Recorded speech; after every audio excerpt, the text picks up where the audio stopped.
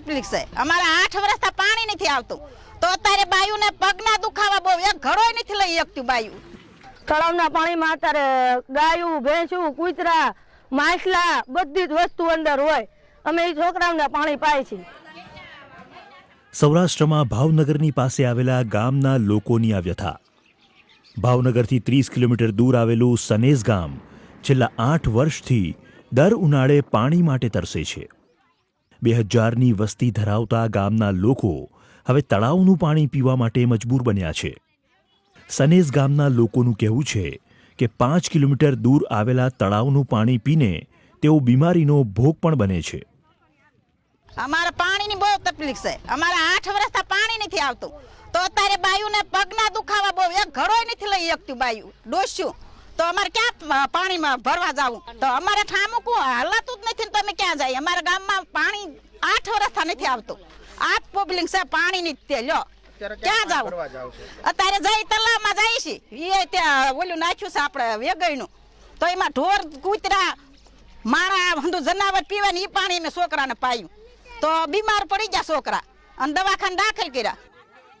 પાણીની તો બહુ તકલીફ છે અમારે। નાના નાના છોકરા લઈને પાણી ભરવા ક્યાં જવું?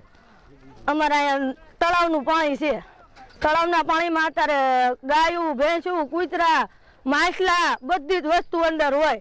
અમે એ છોકરાઓને પાણી પાય છીએ ને છોકરા માંદા પડે છે ભાઈ અમારે। પાણીની આ સમસ્યાને કારણે ગામમાં રહેતા વૃદ્ધો કે અશક્ત માણસોની હાલત કફોડી બને છે, તો મજૂરી કામ સાથે જોડાયેલા લોકો માટે સમસ્યા માત્ર પીવાનું પાણી જ નથી। તો અમારા બાળકનું કરવું કે અમારા પેટનું કરવું કે અમારી મજૂરીનું કરવું, તો અમે મજૂરીએ જાતા નથી। તો સરકાર અમને સુવિધા દો, પાણીની સુવિધા દો, અમને મજૂરીની સુવિધા એની અંદર દો, તો અમે પેટ અમારું ભરવી, નકર અમારું પેટ અમે કેવી રીતે ભરશું? અમારા બાળક ભૂખ્યા રહેશે, અમારે હગાવાલામાં જઈ નથી એકતા, અમે કેવી રીતે જિંદગી જીવી? ઓછામાં ઓછું 8 વર્ષનો પ્રોબ્લેમ। માણસો દિવસે મજૂરીએ જાય, રાતે આવે એ સમયે કામ કરે કે પાણી ભરવા જાય। અહીંયાથી બહુ દૂર તળાવ છે, તો ના ભેંસું, ગાયો બધું ટૂંકમાં માંદણા જેવું પાણી હોય, પીવા લાયક પાણી ન હોય, એને ભરીને 2 દી રાખવું પડે।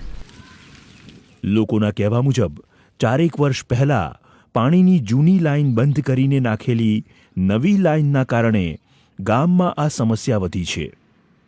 તો કારણ એનું કે જે માઢિયેથી અમારી લાઈન સનેસ ગામની જે જુદી પડી છે, સનેસ ગામની સ્પેશિયલ લાઈન, તો એમાં લગભગ વાટમાં કનેક્શનો ખૂબ લેવાઈ ગયા છે। ઉદ્યોગોમાં લેવાઈ ગયા, માઢિયામાં લેવાઈ ગયા।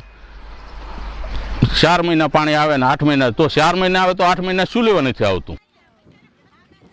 વલ્લભીપુર પાણી પુરવઠા વિભાગના આસિસ્ટન્ટ ઇજનેર તેજસ પટેલે બીબીસીને જણાવ્યું કે અરજીના આધારે કાર્યવાહી કરીને 3 થી 4 ગેરકાયદે કનેક્શન કાપી નાખ્યા છે અને જે લીકેજ છે તેને પણ રિપેર કરવાની એજન્સીને સૂચના આપી છે।